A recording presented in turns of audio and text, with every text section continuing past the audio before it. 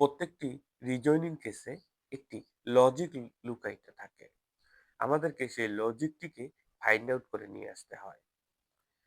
এখানে যে চিত্রটি দেখছেন, এখানেও ঠিক একটি লজিক লুকায়িত আছে।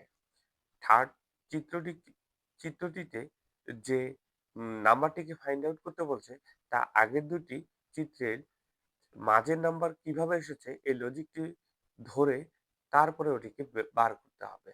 আমরা দেখি কোন লজিকটি এখানে কাজ করেছে।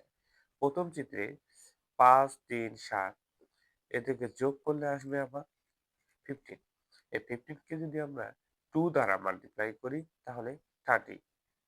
মাঝের যে সংখ্যাটি সেটি মিলে গেছে।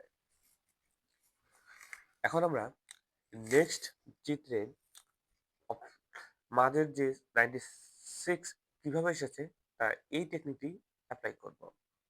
দেখি মিলে কিনা। এখানে যোগ করে পেলাম 12, 12 কে 8 দ্বারা মাল্টিপ্লাই করলে 96 মিলে গেছে।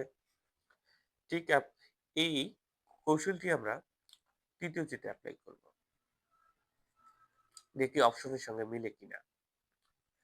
6 4 9 equal to 19।